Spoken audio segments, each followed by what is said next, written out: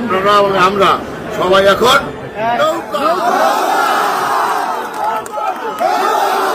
মাননীয় প্রধানমন্ত্রী শেখ হাসিনা, আমি আমার নিজের লোক আছে, এই যে আমার বোন শেখ হাসিনার আশীর্বাদে এই যথেষ্ট। রাজনৈতিক অক্ষমতা যে আর তো পেরে উঠছি না, এই সরকারের বিরুদ্ধে আন্দোলন করে এটা একটা সুনির্দিষ্ট অবস্থানে এসে দাঁড়িয়েছে। 28 অক্টোবরের পরে আমাকে একটা সিদ্ধান্ত নিতে হবে যে আমি কি নিশ্চুপ থাকবো নাকি আমি বিকল্প একটা পন্থা অবলম্বন করব। আমি বিকল্প অবস্থাটা নিলাম এই মর্মে যে আমি চেষ্টা করি আমার যে কথাগুলো বলার আর জায়গা নাই কোনোখানে। তারা জাতীয় পর্যায়ের নেতা, পদ পদবিতেও ছিলেন সামনের সারিতে। বিএনপি কিংবা সমমনা জোটের হয়ে লড়েছেন বছরের পর বছর, কিন্তু বলা যায় হঠাৎ শেষ বেলায় এসে এমপি মন্ত্রী হওয়ার লোভে আর ধরে রাখতে পারেননি নিজেকে। সহসা হয়তো ভাগ্য বদলাবে না এমন ভাবনায় সরকারি দল আওয়ামী লীগের ডাকে সাড়া দিয়ে পাল্টেছেন ঘর, কিন্তু ভাগ্য যে তাদের সাথে নেই। গত নির্বাচনে বেশিরভাগই ফিরেছেন শূন্য হাতে, আর দুজন ছিলেন মাত্র 7 মাসের এমপি। এখন তাদের সামনে অমানিসার ঘোর অন্ধকার। অনেকেই বলছেন রীতিমতো আমছালা দুটোই হারালেন তারা, কারণ তাদের বিএনপিতে ফেরার পথ অনেকটাই বন্ধ। অন্যদিকে বিএনপি নেতাকর্মী ও সাধারণ মানুষের দৃষ্টিতে জাতীয় বেইমান ও স্বৈরাচার সরকারের দোসর তকমাও পেয়েছেন, ফলে দীর্ঘদিনের রাজনীতির ক্যারিয়ার ধ্বংসের মুখে। বরিশালের সবচেয়ে বড় রাজনীতিবিদ কে আপনি জানেন? শেরে বাংলা কি ফজলুল হক।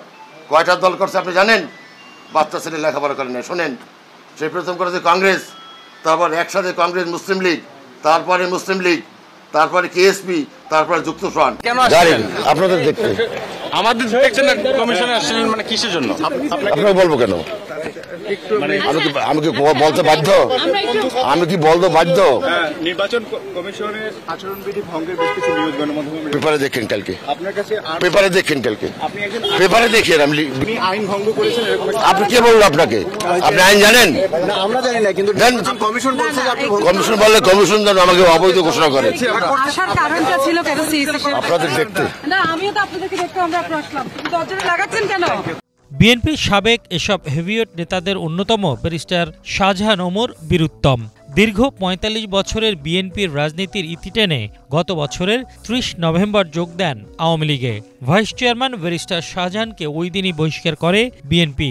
নৌকায় ভর করে ঝালকাঠি ১ আসন থেকে এমপিও হন। সম্প্রতি গণমাধ্যমে তিনি বলেন, জেনে বুঝেই আওয়ামী লীগে যোগ দিয়েছি, রাজনীতি করলে এখানেই থাকব, বয়স হয়ে গেছে, যদি ভালো লাগে রাজনীতি করব, না হয় অবসরে যাব। ২০০ থেকে ২৫০ আসনে আমরা প্রার্থী দেওয়ার চেষ্টা করব। দলের মধ্যে আমরা যাচাই বাছাই করে যারা যারা প্রার্থী হতে চান তাদের যোগ্যতা, তাদের ক্ষমতা এবং তাদের লক্ষ্য, তাদের নীতি আদর্শ, যে তারা সেই মুক্তিযুদ্ধের চেতনায়, মুক্তিযুদ্ধের মূল্যবোধে বিশ্বাস করেন কিনা। নির্বাচনের মধ্য দিয়ে আমাদের যাত্রা শুরু করতে চান, তো আরও 5 বছর অপেক্ষা করতে হবে আমাদেরকে। বিএনপি জামায়াত নির্বাচনে না থাকার অপূর্ব সুযোগ কাজে লাগাতে ডামি নির্বাচনের ঠিক আগ মুহূর্তে বিএনপির সাবেক ভাইস চেয়ারম্যান নাজমুল হুদার তৃণমূল বিএনপিতে যোগ দেন দলটির সাবেক ভাইস চেয়ারম্যান শমশের মবিন চৌধুরী ও চেয়ারপারসনের উপদেষ্টা অ্যাডভোকেট তৈমুর আলম খন্দকার। শমশের মবিন চেয়ারম্যান ও তৈমুর আলম মহাসচিব নির্বাচিত হয়ে শুরুতেই আওয়াজ দেন প্রধান বিরোধী দল হওয়ার, কিন্তু ভোটের মাঠে বিএনপি ছাড়া তারা যে শূন্য সেটা বুঝিয়ে দিলেন ভোটাররা। দুজনেই বিপুল ব্যবধানে পরাজিত হয়ে হারিয়েছেন জামানত। শমশের মবিন বিএনপিতে যোগ দেন ২০০৭ সালে।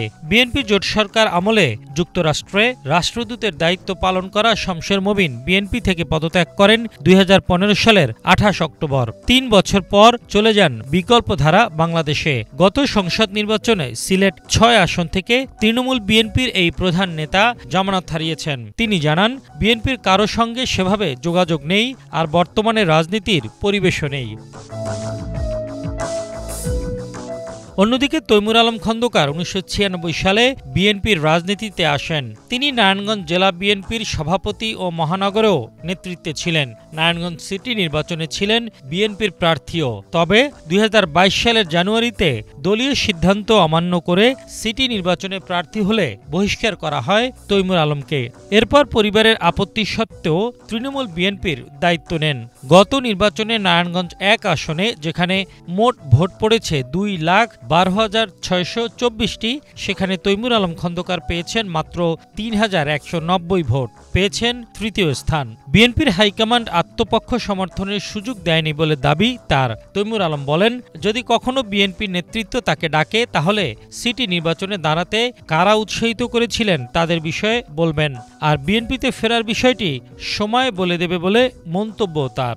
1.5 বছর পর্যন্ত আমি অপেক্ষা করছি যে আমাকে একটা শোকজ নোটিশ দেব, কেন বহিষ্কার করছে আমাকে জানাক, সেটার জবাব আমি দিব, আপনাদের মাধ্যমে দেশবাসী জানতে পারবে। এই 1.5 বছর আমি এই দলের পতাকাটা বহন করছি, বিভিন্ন আন্দোলন সংগ্রাম প্রত্যেকটার মধ্যে হাজার হাজার লোক নিয়ে উপস্থিত ছিলাম। আমি মনে করছি যে আমি আগে যে রাজনীতিটা লালন করতাম সেই রাজনীতি দলের সাথে এই নামের সাথে আদর্শ সমন্বয় রয়েছে, এবং ব্যারিস্টার নাজমুল হুদা বিএনপির প্রতিষ্ঠাকালীন সদস্য ছিলেন, তিনিও এই দলের প্রতিষ্ঠাতা, এই জন্য এই দলকে চয়েস করেছি। শেখ হাসিনা সরকারের দীর্ঘ শাসনের সময় তার বিভিন্ন কর্মকাণ্ডের সমালোচনায় পিছপা হননি কল্যাণ পার্টির চেয়ারম্যান অবসরপ্রাপ্ত মেজর জেনারেল সৈয়দ মোহাম্মদ ইব্রাহিম বীর প্রতীক। কিন্তু সবাইকে চমকে দিয়ে গত বছরে 22 নভেম্বর যুক্তফ্রন্ট নামে জোট গঠন করে সংসদ নির্বাচনে অংশ নেন তিনি। ছিন্ন করেন বিএনপির সঙ্গে দীর্ঘ 16 বছরের সম্পর্ক। এমনকি বিএনপির ভারপ্রাপ্ত চেয়ারম্যান তারেক রহমানের বিশেষ অনুরোধও দমাতে পারেনি তাকে। দ্বাদশ সংসদ নির্বাচনে কক্সবাজার 1 আসন থেকে হাতঘড়ি মার্কায় জয়লাভ করে এমপি হওয়ার স্বাদ মিটিয়েছেন। তবে বেশিরভাগ দলের বর্জনের পরও ভোটে অংশ নেওয়ায় তীব্র সমালোচনার মুখে পড়েন বর্ষিয়ান এই রাজনীতিবিদ। বিএনপির কারো কারো সঙ্গে যোগাযোগ আছে দাবি করলেও সৈয়দ মোহাম্মদ ইব্রাহিম ফের বিএনপি জোটে ফিরবেন কিনা তা এখনই বলা কঠিন। তবে তার আগের সেই 12 দলীয় জোটের নেতারা বলছেন এমন কোনো সুযোগ নেই, বরং জাতির সঙ্গে বেইমানি করার অভিযোগে তাদেরকে আইনের আওতায় আনতে হবে। দলীয় শৃঙ্খলা ভঙ্গের অভিযোগে 2020 সালে দল থেকে বহিষ্কৃত হন কিশোরগঞ্জ জেলা বিএনপির সভাপতি ও সাবেক এমপি অবসরপ্রাপ্ত মেজর আখতারুজ্জামান। এরপর 32 বছরের বেশি রাজনৈতিক সম্পর্কে ছেদ পড়ে। বহিষ্কারের পরও তাকে বিএনপির বিভিন্ন কর্মসূচিতে দেখা যেত। তবে দ্বাদশ সংসদ নির্বাচনে কিশোরগঞ্জ 2 আসন থেকে স্বতন্ত্র প্রার্থী হিসেবে দাঁড়িয়ে জামানত হারান। বিএনপি থেকে বেরিয়ে বাংলাদেশ জাতীয়তাবাদী আন্দোলন বিএনএম-এর হয়ে সংসদ নির্বাচনে অংশ নেন সাবেক 2 এমপি শাহ আবু জাফর ও আব্দুর রহমান। আবু জাফর জাতীয় পার্টি থেকে বিএনপিতে যোগ দেন 2003 সালে, আব্দুর রহমান 1996 সালে। গত বছরে 20 নভেম্বর বিএনপি ছেড়ে দুজনেই বিএনএম-এর কাণ্ডারি হয়ে ভোটে নামলেও জামানত হারিয়েছেন। বাস্তবতা হলো গত নির্বাচনের 7 মাসের মাথায় ছাত্র জনতার আন্দোলনে আওয়ামী সরকারের পতনের ফলে ওই নেতারা এখন মহাসংকটে। মিজানুর রহমান সবুজ, বাংলা ভিশন, ঢাকা।